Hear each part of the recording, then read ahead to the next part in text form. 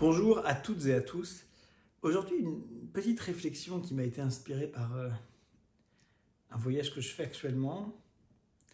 Euh, on va essayer de parler du rationalisme morbide. On va prendre quand même ça comme point de départ, plus exactement. Le rationalisme morbide, pour essayer de faire simple, c'est dans certains troubles, notamment les troubles délirants et en particulier la schizophrénie, un symptôme que l'on perçoit chez les patients quand on les interroge sur leur motivation, de pourquoi ils font quelque chose qu'on qualifie de bizarre, d'étrange, d'inadapté, de pathologique.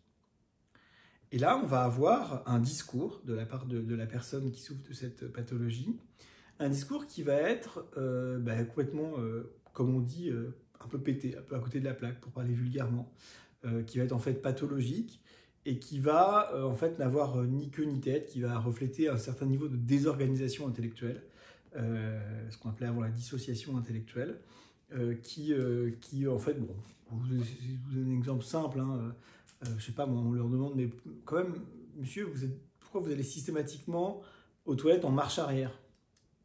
Bon, et là, on va avoir une réponse du type, je dis n'importe quoi, hein, mais j'essaie d'inviter, essayez chez vous, c'est pas simple d'inventer n'importe quoi, c'est très compliqué. Je vais aux toilettes en marche arrière, docteur, parce que les bougies sont allumées au niveau des extincteurs de la plante à l'intérieur de la fenêtre à double vitrage. Bon, si vous avez compris quelque chose à mon explication, bon, faut consulter. Et c'est pas grave, il n'y a pas de honte, il n'y a pas de problème. Mais si vous avez compris, voilà, c'est pas normal, on va dire. Parce qu'en théorie, vous ne devez pas comprendre ce que je viens de vous dire parce que ça n'a pas de sens.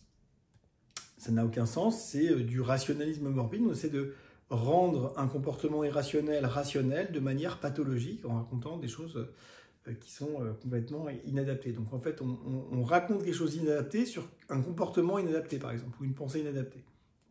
Donc c'est encore une fois, ça reflète la plupart du temps un délire et aussi un certain niveau, un niveau élevé de désorganisation intellectuelle et parfois émotionnelle.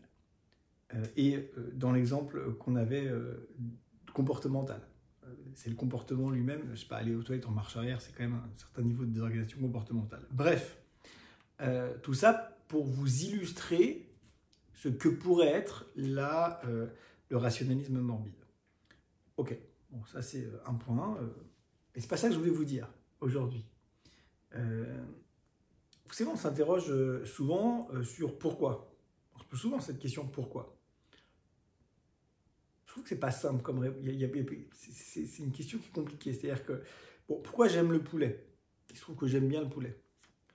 Euh, bah, une réponse probablement assez raisonnable, c'est de dire que je n'en sais rien et que j'y peux rien en fait. Les goûts et les couleurs, comme on dit, ça ne se discute pas. Je pense que la plupart d'entre vous vont trouver cette réponse raisonnable, parce qu'en fait, on ne choisit pas d'aimer ou de ne pas aimer quelque chose en termes de goût alimentaire en particulier. C'est comme ça. Bon. Ok. Alors après, on peut essayer de raconter des histoires là-dessus. Je sais pas, oui, mais ta mère ne t'a pas donné assez de poulet dans ta jeunesse et c'est pour ça que t'aimes pas ça. Oui, mais. Enfin, je sais pas, hein, je sais même pas d'ailleurs, je sais même pas comment on peut essayer d'imaginer, de rationaliser le fait de ne pas aimer le poulet. D'accord. Et puis de l'autre côté, vous avez des choses vraiment complètement de l'autre côté du spectre, des choses tout à fait évidentes. Pourquoi tu vas aux toilettes? Parce que j'ai envie d'aller faire pipi en fait. Voilà. C'est aussi bête que ça.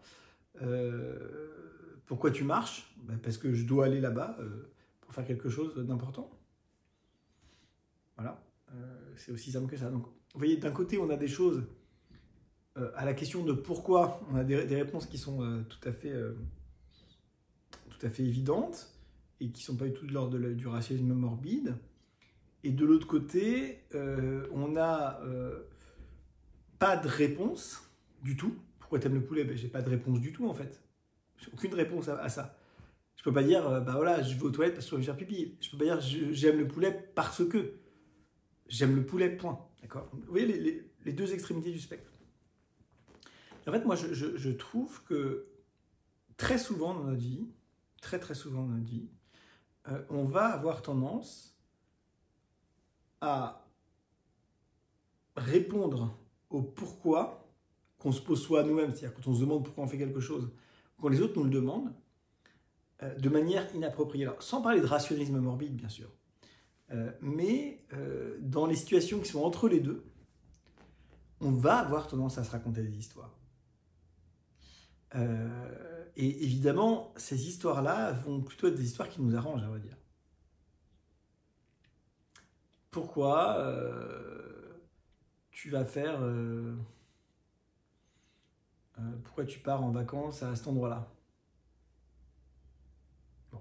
Alors, on peut avoir des réponses type, ben voilà, j'y vais parce que j'aime bien le soleil, il y a du soleil, c'est dans mon budget, je sais pas moi, j'aime bien la culture de ce pays.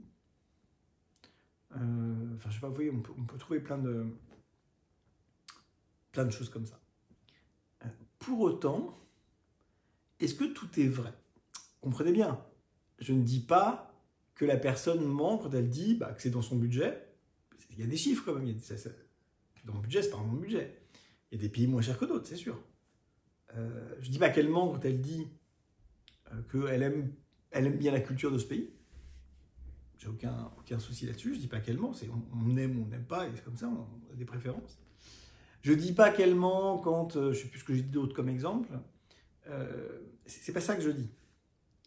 Je dis que les déterminants qui existent forcément, les choses sont déterminées, en tout cas dans une vision déterministe des choses, qui est la vision majoritaire chez les personnes qui sont scientifiques et qui pratiquent la science.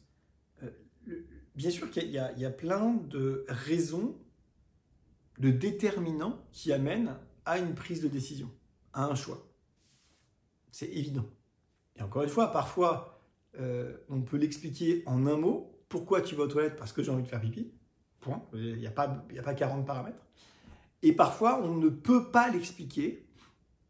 Pourquoi tu aimes le poulet? Parce que j'aime le poulet. Point. Je n'ai aucune explication. Et dans les deux cas extrêmes, ça va très bien en fait, comme explication ou non-explication. Ça va très bien. Et il n'y a pas de place pour se raconter une histoire. Mais dans tous les autres cas au milieu, on peut toujours se raconter une histoire. Et on aura toujours tendance à se raconter une histoire. Parce qu'en vrai, des pays qui sont dans mon budget, au soleil, c'est ça que j'ai oublié, le soleil, et comment dirais-je, dont j'aime la culture, il y en a sûrement plein d'autres. Sûrement plein. Et peut-être même que je dis que j'aime la culture de ce pays, que je dis que ça rentre dans mon budget et que je dis que j'aime le soleil, pour justifier ce choix-là, sans que pour autant ces paramètres, dont je ne dis pas qu'ils sont faux, pourtant ces paramètres ne sont pas déterminants dans mon choix. C'est-à-dire que je pense qu'il est extrêmement délicat, même quand on trouve une partie des déterminants qui nous ont amenés à prendre une décision, de pouvoir les pondérer correctement. Je pense qu'on se trompe beaucoup sur nous-mêmes, qu'on se raconte, qu'on se crée une story, une histoire, d'accord? Encore une fois, je ne dis pas que tous les éléments de cette histoire sont faux, mais je pense qu'ils ne sont qu'une partie du réel et peut-être pas du tout la partie majoritaire qui explique le comportement. Et je pense que cette histoire, on va évidemment la choisir de manière adaptée à la situation, notamment la situation de la question. C'est-à-dire qu'en fonction de qui nous pose la question, quand est-ce qu'on nous la pose, et qu'est-ce qu'on peut supposer de la réaction de l'autre à la réponse qu'on va donner, ce qui va nous arriver en tête pour justifier ce qu'on va dire, notre comportement, aller en vacances, je sais pas où là, ou autre, ou n'importe quoi d'autre d'ailleurs. Eh bien, je pense que ces éléments-là externes vont jouer énormément dans l'histoire qu'on va raconter aux autres et l'histoire qu'on va se raconter à nous-mêmes. Et comprenez bien ce que je vous dis, c'est-à-dire qu'il ne s'agit pas que de, sais pas, d'enjoliver. Tout le monde sait qu'on enjolive toujours notre vie auprès des gens, c'est complètement humain. Mais je vous parle là, vraiment de cette histoire que vous racontez à vous-même, quoi. Je pense que c'est impossible. En tout cas, la plupart des situations sont infiniment trop complexes et ont infiniment trop déterminants pour qu'on puisse les appréhender. C'est d'ailleurs toute l'histoire du hasard. C'est quoi le hasard? C'est un nombre de paramètres tellement importants et tellement non compris et non connus par la personne qui va les évaluer, enfin qui va en évaluer les conséquences, que la personne va dire c'est le hasard. Il n'y a évidemment pas de hasard. Vous comprenez? Donc c'est simplement, il y a parfois tellement de déterminants. Ils sont parfois tellement non conscientisés. C'est-à-dire que notre cerveau, soit ne les connaît pas lui-même, soit ne nous en n'informe pas la conscience de ces éléments, qu'en fait, l'histoire qu'on va raconter, elle est souvent soit totalement fausse, soit très partielle, soit complètement pétée sur le plan de la pondération. C'est-à-dire qu'on va mettre en avant une explication à un comportement qui ne va pas du tout être en réalité l'élément majoritaire. Alors, là, vous allez me dire, bah, attends, tu supposes des trucs. Oui, enfin, bien sûr. Alors d'abord, oui, évidemment, je ne sonde pas, je n'ai pas de scanner des cerveaux. Cependant, c'est toujours intéressant d'interroger les gens, c'est-à-dire et de s'interroger soi-même. Quand on pose des questions aux gens, et que donc ils vont apporter des arguments pour justifier leur réponse ou leur comportement, c'est toujours intéressant d'essayer d'aller voir s'il n'y en a pas d'autres. Et quand les gens sont honnêtes, et bien parfois, en fait, quand on leur pose une question sur « Ah mais attends, est-ce qu'il n'y a pas aussi cet élément-là » Parfois, sincèrement, ils n'y ont même pas pensé, ils disent « Ah oui, c'est pas idiot. Et est-ce que tu ne penses pas que cet élément-là, c'est pas l'élément le plus important de tous ceux que tu m'as cités avant ?» Ah ouais, c'est possible. Vous voyez ce que je veux dire? C'est-à-dire qu'on ne parle pas de gens qui mentent. Hein. Pas du tout. On ne parle même pas de gens qui volontairement arrangent une histoire. Notre conscience n'est informée que d'une infime partie de ce que traite comme information le cerveau, heureusement. Sinon, on deviendra dingue. Et le cerveau n'est qu'une machine, c'est pas un truc magique omniscient, il ne fait qu'avec les données qui rentrent dans la machine. Quoi. Donc il ne sait pas tout du tout, loin de là. Et donc c'est assez fascinant, je trouve, d'être dans cette situation où on vous pose une question, il y a une réponse qui vous vient en tête, que vous y ayez pensé d'ailleurs avant ou pas, et ensuite vous allez faire le travail en rentrant chez vous, de vous dire, attends, ok, on m'a posé cette question, j'ai répondu ça, est-ce que c'est vrai? Et juste, vous donner du temps, essayer de réfléchir à quels pourraient être les autres paramètres auxquels vous n'avez pas pensé au moment où vous avez posé la question, et qui pourraient pour autant expliquer une partie de votre comportement, de votre attitude, de votre choix ou de votre machin, auxquels vous n'aviez pas pensé, et quelle est la pondération, quelle est l'importance de ce paramètre que vous allez peut-être découvrir en réfléchissant. Alors c'est ce qu'on appelle de la métacognition, enfin tout le monde fait de la métacognition tout le temps, c'est-à-dire je pense ma propre pensée.